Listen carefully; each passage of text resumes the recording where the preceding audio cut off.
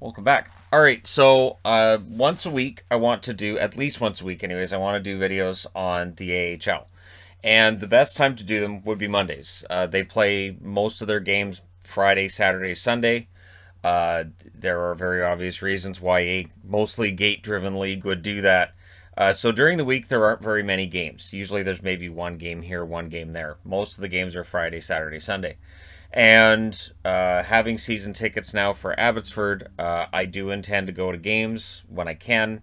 I will review those games when I've watched them live, and so we'll get there. But yeah, so let's go ahead and jump in with what happened the first weekend around the American Hockey League. First off, for Utica, Alexander Holtz gets 2 goals in his debut in the AHL. It's the only game played by Utica so far. But good start for Holtz, and I don't know how long he's going to stay at the AHL level. My guess is if he puts up 2 goals per game, it won't be for long. But yeah, so looks good for him. Speaking of looking good, Danila Klimovich. So the debate was whether or not he might end up going back to the Q. But going back to the draft, it always felt like he was more likely to end up in Abbotsford. Well, he's making an argument to stay in Abbotsford. He has recorded a goal in both of his first 2 games for the Abbotsford Canucks. So, yeah, the argument is there for him to stay with the team. And I don't know how I'd feel about them burning off the first year of his entry-level contract by bringing him to the NHL and playing him for too long. But he may very well get a call-up to the Canucks if he keeps showing this kind of goal-scoring acumen at the Abbotsford AHL level. So, all the best to him. Abbotsford, I believe, ended up coming out of this weekend 1-1. Henderson had a very good weekend. Starting off with the rookies, Krebs with 5 assists in 2 games. He leads all rookies in the AHL right now. Obviously, very, very early.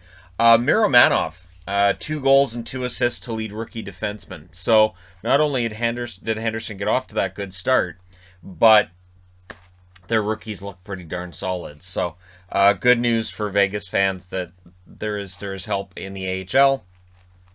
Young players on their way up. Now, at the NHL level, we haven't seen a shutout yet, but in the AHL, we saw 2 this past weekend.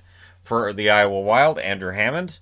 For Tucson, Prosvetov ends up getting himself a shutout for the Tucson Roadrunners. So, again, you know, if these goaltenders do well enough, you would think that Hammond's planted in the AHL for the season. But Prosvetov, because Arizona's, well, it's Arizona, you never know. He did get into some action last year, could get into some this year as well. On the Texas side, when it comes to goaltenders, Jake Ottinger had a very good weekend. 75 saves on 77 shots in 2 games. I still think he's NHL ready. I honestly was kind of surprised they brought in Holtby, but Holtby's been pretty good for the Stars so far, so no complaints there. And yeah, Ottinger looks good at the AHL level. Bakersfield. Stuart Skinner. So he won both of his games. He had 53 saves on 56 shots for Bakersfield.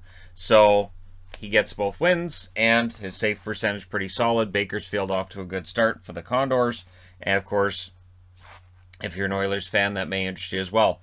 Rough start for the Phantoms, however. So Philly's farm team in the Valley lose both games, and they scored 2 goals. They only allowed 4. So it's not like their defensive numbers are a nightmare. It's just they only scored 2 goals. So again, it's early in the season. We'll see if they bounce back. As for good starts, Hershey, Springfield, Henderson, and Bakersfield all started 2-0. So if your name starts with, if you have Field in your name, in the name of your city, then you did pretty well to start the season. So yeah, 2-0 starts for 4 teams there. And Hartford leads the way in terms of being shorthanded. They were shorthanded 15 times in 3 games. There were a couple of teams that were only shorthanded 4 times over 2 games. So 15 times over 3 games is probably stretching your penalty kill a little bit thin.